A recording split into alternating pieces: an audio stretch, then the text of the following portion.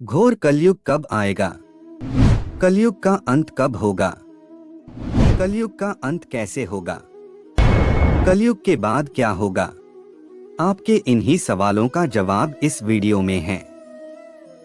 नमस्कार दोस्तों, आज हम पुराणों के अनुसार जानेंगे कि कलयुग का अंत कब और कैसे होगा। जैसा कि हम सभी जानते हैं कि वर्तमान युग को कलयुग कहा जाता है। सनातन धर्म ग्रंथों के अनुसार 4 युग होते हैं: सतयुग, त्रेता युग, द्वापर युग और कलयुग।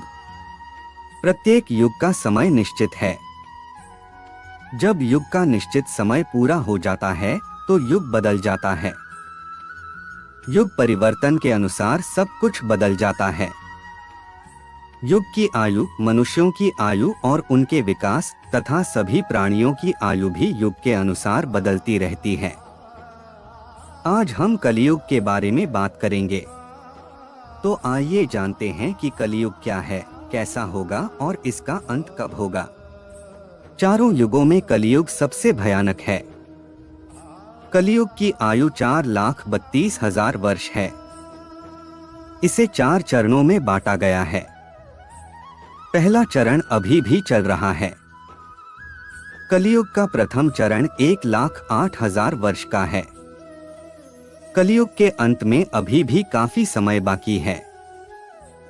कलयुग का अंत और अंतिम चरण कैसा होगा, इसका उल्लेख पुराणों में मिलता है। वेदों में मनुष्य की औसत आयु 100 वर्ष लिखी है। जैसे जैसे कलयुग आगे बढ़ेगा, इंसानों की उम्र भी कम होती जाएगी। कलयुग के दूसरे चरण में मनुष्य की आयु केवल 50 वर्ष होगी। तीसरी अवस्था में मनुष्य की आयु 25 वर्ष और चौथी अवस्था में मनुष्य की आयु केवल 12.5 वर्ष होगी। कलयुग क्या है दोस्तों? जहां कानून व्यवस्था नहीं होती उसे कलयुग कहा जाता है। जहां सारे रिश्ते नाते खत्म हो जाते हैं उसे कलयुग कहा जाता है। आज के समय में इंसान जानवरों जैसा हो गया है। थोड़ी सी दौलत के लिए लोग एक दूसरे की जान लेने से भी नहीं हिचकिचाते। जमीन के एक टुकड़े के लिए भाई भाई आपस में लड़ते हैं। हमें ज्यादा कुछ बताने की जरूरत नहीं है। हाल ही में आपने खबरों में सुना होगा कि कैसे एक चाचा ने अपनी भतीजी के साथ पवित्र रिश्ते को कलंकित कर दिया। एक भाई ने चंद पैसों के लिए अपनी ही बहन को बेच दिया। दौलत के लिए बेटे ने पिता की हत्या कर दी। पति पत्नी में मारपीट हो गई। थोड़े से दहेज के लिए ससुराल वालों ने बहू को मारपीट कर घर से निकाल दिया। यह सब क्या है? इसे कलयुग कहा जाता है। अभी कलयुग का प्रथम चरण चल रहा है, इसलिए यह स्थिति है। जरा सोचो, जब कलयुग आएगा तब क्या होगा। स्त्रियों के ये लक्षण करेंगे कलयुग का अंत। भगवान विष्णु ने कहा कि कलयुग की शुरुआत स्त्री के बालों से होगी। वो बाल जिन्हें औरत का श्रृंगार कहा जाता है। कलयुग में सभी स्त्रियां अपने बाल काटने लगेंगी।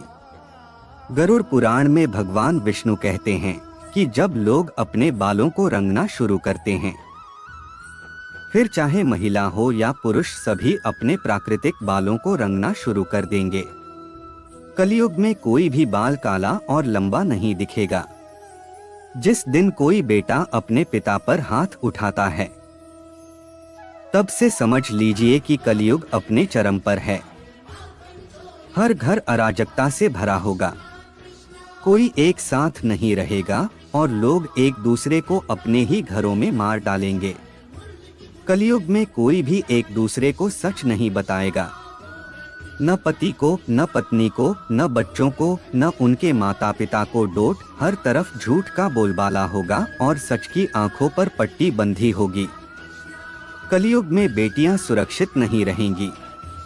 उनका अपने ही घर में शोषण होगा। अपने ही घर के लोग उनके प्रति पक्षपाती रहेंगे और बाप बेटी, भाई बहन, कोई भी रिश्ता उचित नहीं रहेगा। कलयुग में विवाह केवल एक समझौता बनकर रह जाएगा। न पत्नी पति का सम्मान करेगी, न पति पत्नी का सम्मान करेगा। शादी जैसा पवित्र रिश्ता भी नापाक हो जाएगा। किसी भी शादीशुदा जोड़े का जीवन खुशहाली से नहीं चल पाएगा। जैसे सतयुग में लोग लंबी आयु के बाद मरते थे, अब कलयुग में ऐसा बहुत कम देखने को मिलेगा। कलयुग में जब किसी की मृत्यु होगी तो उसकी उम्र 20 से 30 वर्ष के बीच होगी और उसकी मृत्यु बीमारी या पीड़ा के कारण होगी। कलयुग में बेईमानी की बाढ़ आ जाएगी। लोग पैसा कमाने के लिए एक दूसरे को धोखा देंगे। पैसों के लिए एक इंसान दूसरे इंसान की बेरहमी से हत्या कर देगा। जब दूसरों का हक छीन लिया जाएगा तब कलयुग आएगा। कलयुग में कोई कानून या व्यवस्था नहीं रहेगी। कोई किसी से नहीं डरेगा। सब जैसा चाहेंगे वैसा ही करेंगे। पैसों के लिए हर कोई कुछ भी करेगा। देश में गरीबी, और जब ऐसा होगा तो कलयुग अपने चरम पर पहुंच जाएगा। भगवान विष्णु ने कहा कि जब 7 वर्ष की कन्या बच्चे को जन्म देती है तब समझा जाता है कि अभी कलयुग का चरम है। जब कलयुग का चौथा चरण आरंभ होगा तब वह कलयुग का चरम होगा। लोगों का कद छोटा हो जाएगा। 10 साल का बच्चा बड़ा दिखेगा। वही बच्चा दादा बनेगा। अब हम अपनों को जानते हैं। हम रिश्तों को समझते हैं। वह मेरे पिता है। वो मेरी माँ है। वह मेरा भाई है। वह मेरी बहन है। जब कलयुग का चरम आएगा तो इन सभी रिश्तों का कोई मूल्य नहीं रह जाएगा। कोई भी रिश्ता सुरक्षित नहीं रहेगा। कलयुग के चरम में हमें यह भी पता नहीं चलेगा कि इस बालक का पिता कौन है। पृथ्वी पर अकाल पड़ेगा। लोग भूख से मर जाएंगे। कहीं पूजा होगी। शिक्षा पूरी तरह खत्म हो जाएगी। कलयुग का अंत तब होगा जब अधर्म का साम्राज्य बढ़ेगा और लोग भूख से मर जाएंगे। पुराणों के अनुसार भगवान विष्णु के 10वें अवतार भगवान कल्कि का जन्म होगा। भगवान विष्णु के अवतार भगवान कल्कि मात्र 3 दिन में संपूर्ण विश्व से सभी पापियों का नाश कर देगा और फिर से धर्म की स्थापना करें। कलयुग में जब सभी पापियों का नाश हो जाएगा उसके बाद सतयुग के निर्माण का एक नया युग शुरू होगा और कलयुग के प्रभाव को खत्म करने के लिए इस पृथ्वी पर 12 वर्ष तक लगातार भारी वर्षा और बाढ़ होती रहेगी, जिससे सारी पृथ्वी जलमग्न हो जाएगी। तब एक ही समय में 12 सूर्य उदय होंगे और जलमग्न पृथ्वी के जल को सोख लेते हैं। तब इस धरती पर एक नई भूमि और एक नए युग का निर्माण होगा जो सतयुग के नाम से जाना जाएगा। तभी इस संसार में फिर से जीवन संभव हो सकेगा। जब कलयुग इतना बुरा है तो भगवान ने कलयुग की रचना क्योंकि कोई अच्छा काम नहीं है। विश्वासघात जैसी कोई बात नहीं, चारों ओर धोखा और विश्वासघात। फिर भगवान ने यह कलयुग क्यों बनाया? वह बहुत बुद्धिमान है। वह बहुत शक्तिशाली है। फिर उसने ऐसा क्यों किया? ये सवाल हम सभी के मन में आता है। तो मित्रों, सतयुग, त्रेता और द्वापर में बहुत मेहनत करनी पड़ेगी, बहुत तपस्या करनी पड़ती है।